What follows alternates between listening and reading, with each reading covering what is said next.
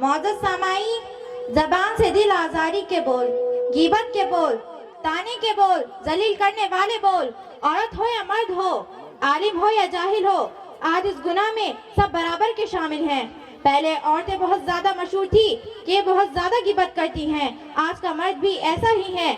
आज की औरतें भी ऐसी ही हैं कि आज इनकी जबान में ऐसा जहर भरा है कि नागिन के अंदर भी ऐसा जहर नहीं। जबान के इसी गुनाह को मद्देनजर रखते हुए हमारे स्कूल की चंद तालिबात अपना ड्रामा पेश करने आ रही है, जिनका उन्वान है जबान का गुनाह। अब मैं दावत दे रही हूँ अलीगढ़ मिर्जा एंड ग्रुप।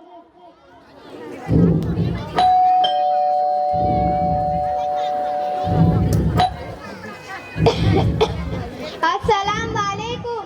वालेकुम अस्सलाम। बहुत दिन हो गए मुलाकात नहीं हुई। बैठो बैठो। ये बहन कौन है? ये मेरी मेहमान बहन है, मुंबई से आई है। दीन के बारे में अच्छी मालूमात रखती है।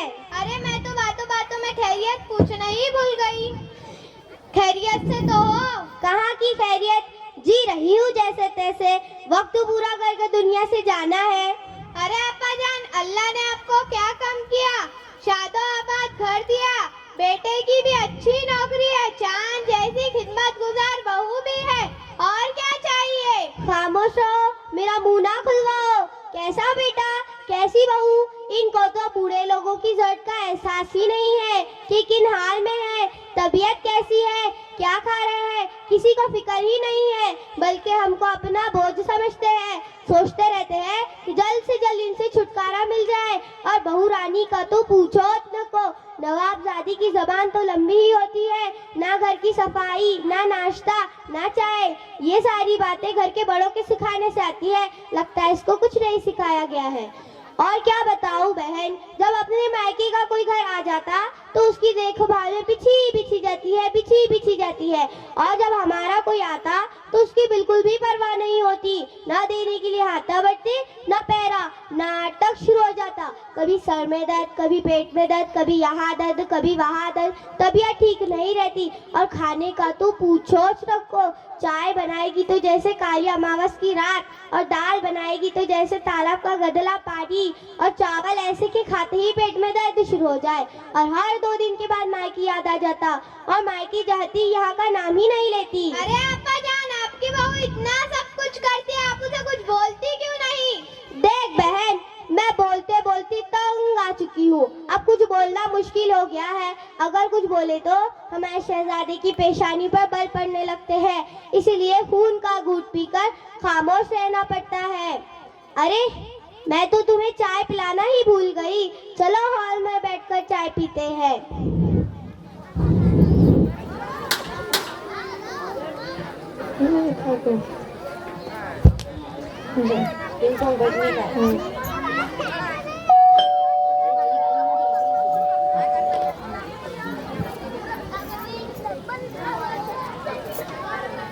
अस्सलाम वालेकुम बहन। वालेकुम अस्सलाम। आइए बैठिए। क्या बहन, आप ठीक हैं? क्या कहूँ बहन, ठीक भी हूँ, ठीक नहीं भी हूँ। अरे ये कैसी दरमियान की बातें कर रही हो?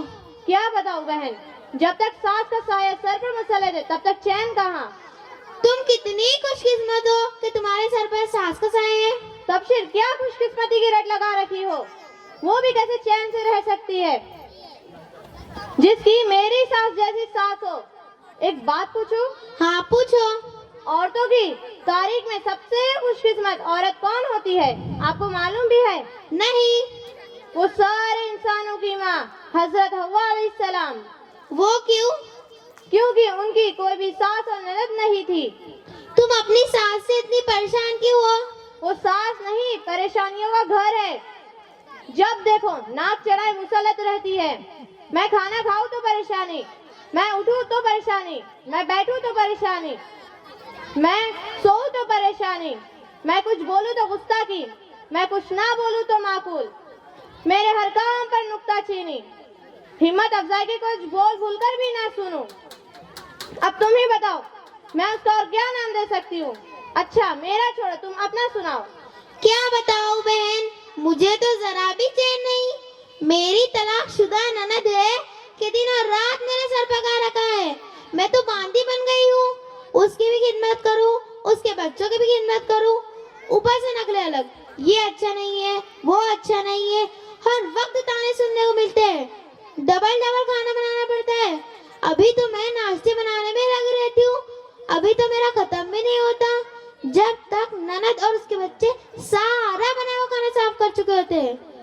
अगर मुझे खाना खाना हो तो मुझे फिर से खाना बनाना पड़ता है या कुछ बचा कुछ है मेरे हिस्से में आ जाता है, और मैं तो सोचती रहती हूँ ये मुसीबत मेरे सर से कब जाएगी। अरे बहन, ये कौन है? मैं तो पूछना ही भूल गई।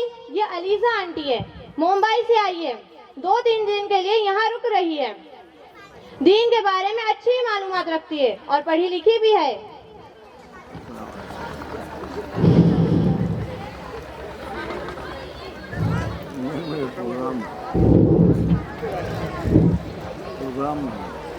अरे अलीजा, अभी तुम दोनों के साथ यही बैठे हो?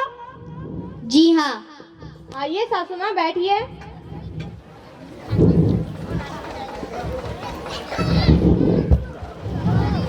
माफ करना आंटी, हमने ध्यान नहीं दिया। कोई बात नहीं, सुबह से घर में हूँ और एक बात देख रही हूँ, हमारी जबानों पर दूसरों की शिकवे शिकायत, दूसरों की गीबत बहुत ज्यादा हो गई है। जबान के गुनाह हम कसरत से कर रहे हैं, अल्लाह ही हमें माफ करे। और हम औरतों की बहुत बुरी आदत हो गई है, जहाँ 2-4 जमा हो जाए, दूसरों का तस्करा, दूसरों की चुगली हमारी तबीयत का हिस्सा बन जाती है। महज वक्त गुजारी के लिए हम गिबत करना शुरू कर देते और उसके नुकसान का जरा भी अंदाजा नहीं। सुबह पर उनकी पड़ोस की बात पर मैंने गौर किया, अब तुम लोगों की बातों पर गौर कर रही थी। ये सारी गुफ्तगू गीबत है। गीबत क्यों होंगी? हम तो जो हकीकत थी वो कह रहे थे, कुछ गलत तो नहीं कहा। हाँ, अरे मेरी बहनों सुनो तो सही, गीबत कहते उसे है जिसकी तुम पीठ पीछे बुराई बयान करते हो। ऐसी बात कह रहे हो जो उसमें नहीं है तो बहतान है। दोनों सूरतों में गुनाह लाजिम है। गीबत और बहतान बड़े गुनाह हैं। गीबत के बारे में कुरान मजीद में कहा गया है, जिसका तर्जुमा है, और क्या तुम में से अपने मुर्दार भाई का गोश्त खाना पसंद करोगे? क्या तुमको इससे घिन नहीं आएंगी? अल्लाह से डरो। रसूल सल्लल्लाहु अलैहि वसल्लम ने फरमाया, लोगों को मुंह के बल या नाक के बल जबान की बातें ही गिराएंगी।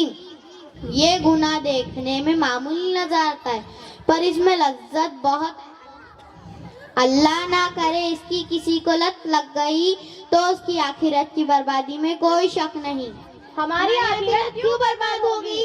क्योंकि जब हम किसी की पीठ पीछे बुराई बयान करेंगे, कयामत के दिन हमारी नेकियां उसको दी जाएंगी जिसकी हमने गीबत की थी। हमारे नामे अमाल से नेकियां खाली हो जाएंगी और उसका हक बाकी रहा तो उसके गुनाह हम पर लाद दिए जाएंगे।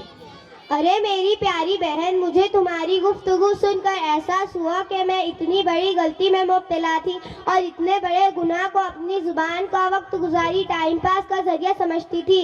मैं वादा करती हूँ आइंदा से कभी भी किसी की पीठ पीछे बुराई नहीं करूँगी और जुबान के सारे गुनाह छोड़ दूंगी।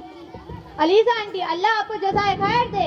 आपने तो आंखों पर लगी पट्टी को खोल दिया, और हमें तो पता भी नहीं था कि ये भी एक बड़ा गुनाह है। मैं वादा करती हूँ आइंदा से किसी की बुराई पीठ पीछे नहीं करूँगी। मुझे एहसास हुआ। लीजा, हमने तो बहुत से लोगों की गीबत की है और पीठ पीछे बुराई भी की है, अब हम क्या करें?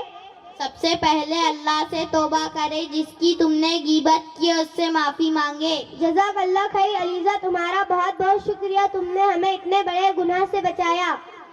सासू माँ, हमें माफ कर दीजिए। हमने आपकी बहुत ज्यादा गीबत की है। हाँ बेटा, मुझे भी माफ कर दो, मैंने भी तुम्हारी पीठ पीछे बहुत ज्यादा बुराई की है।